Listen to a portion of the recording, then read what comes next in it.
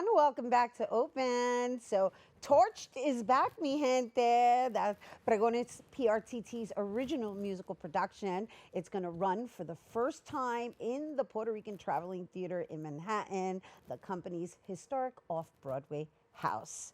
Torched, the musical, brings forward true stories of those who lived through the fabled and devastating fires of the 70s to lay bare the infamies of the arson for profit business, pulsing to the beat of salsa, funk, disco, and hip hop, and of course, is featuring a Latinx ensemble cast. And here to share more, we welcome Torched director Rosalba Rolón. Hello. Hi, good morning, Rhina. Thank you so much for having me and having us. We always love to be with you here. And we love having you here with us, Rosalba.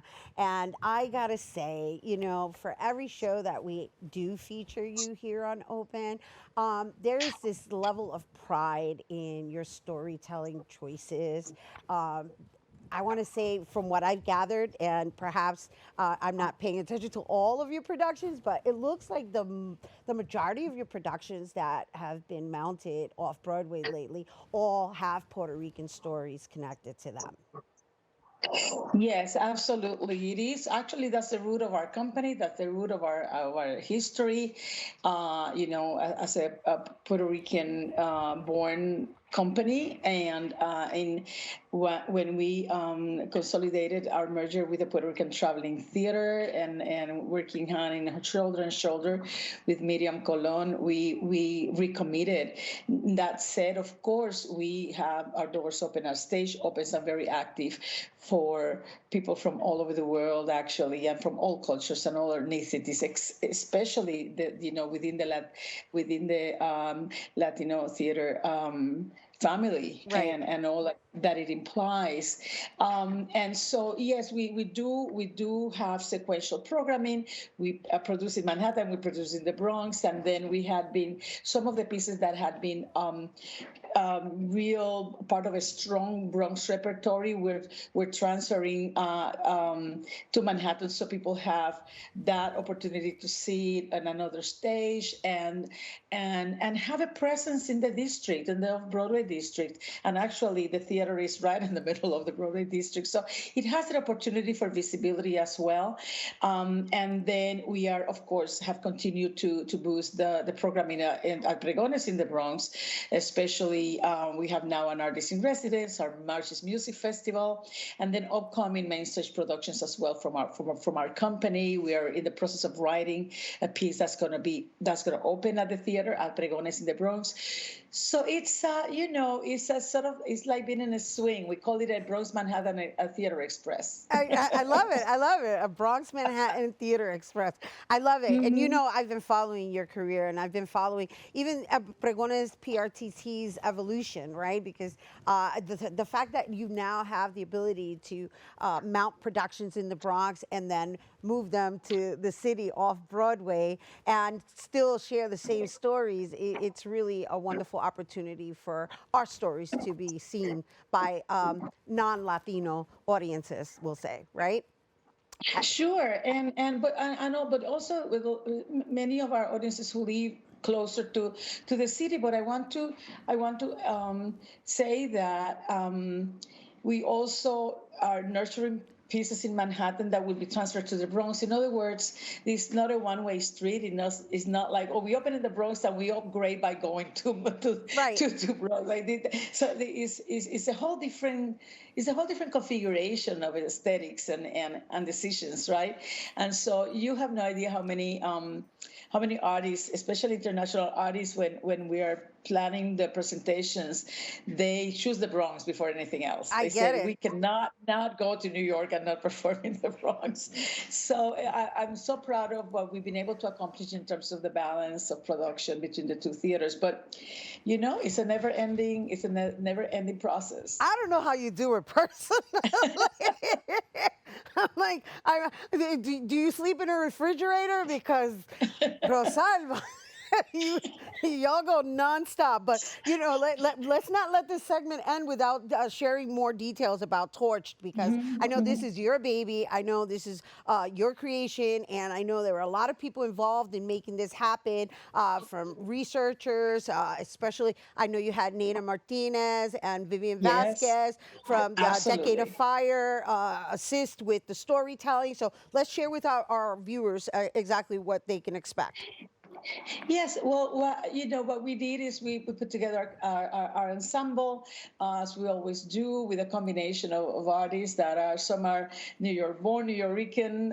We have a Dominican actress. We have a great band, which is mostly New York based, and it's interesting because it's a bit of my own story in a way, because I was not born in the Bronx or in New York. I came here when I was already 22 years old. And so the story came late to my life, but once we began to work and once we began to take root in the Bronx in the 1980s and create our theater, and just work with Evelina Antonetti and the great activists, and the political passion that I had when I entered the field as an artist, as also as an activist. All of that came together many years later, when traveling internationally, we found ourselves, believe it or not, in the we're in Slovakia, right? In the Slovak Republic, in the rural area, and we're talking to a group of amazing local rural artists in Slovakia. And when they knew we were from the Bronx, and their first reaction was fear, like, "Oh my goodness, you're in the Bronx, and is it okay? Are you all okay?" And I'm thinking, how the hell, how did this happen? How did that story and the reputation of our Bronx has been so damaged and so, battered across the world, if not because there's a whole engine behind it? Right. It cannot be coincidence. Just reputations are not ruined easily unless there is an intention, and that was the first spark. About 10 years ago, I kept saying, so many artists have talked so much about the South Bronx fires. We don't pretend to be the first, certainly not the only, but it's just, how do we add a brick to that pyramid of knowledge, like Vivian did, with the Decade of Fire, and Neda has been doing, and Joe Conzo and Evelina in her times. So what we did is we put together, I began to really search for what was behind it according to history. And history says one thing, or made up a legend says one thing. History says something else, and that's when I began to delve into the arson for profit business, and the cause of the fires, the real cause of the fires, for which the neighbors were being accused of. And then I began to search and find a whole bunch of information I did not know and others knew. And we have all been putting it together, and that's when I created an initial advisory group to test my information and test my thoughts against, say, like, tell me, this is where I'm going with this, and talking to architects and of that generation, and said, there's a lot to be found there. Then I found the files of convicted felons, landlords, and insurance brokers, and I said, yes, we will highlight the lives, of course, the stories of the characters, but I need to highlight even more the role of those who were guilty for this, and the whole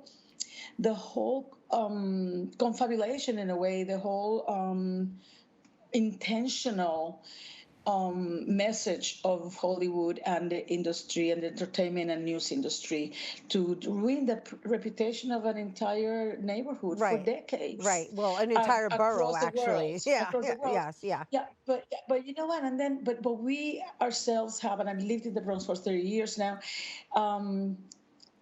Since the 1990s, and it's like we have got to understand that, that our community rebuilt Right. the that the borough. It did not destroy it, and it had to rebuild it Right.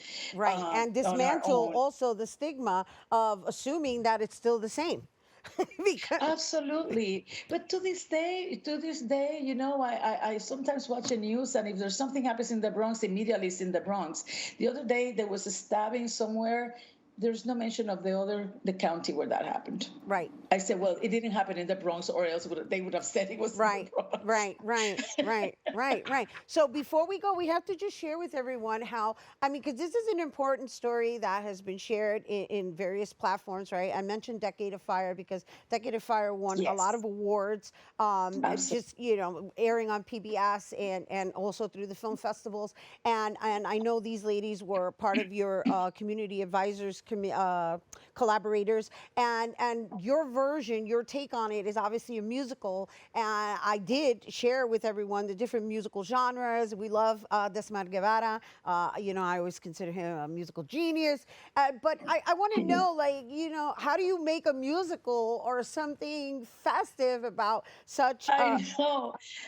Don't we have a way to have fun regardless?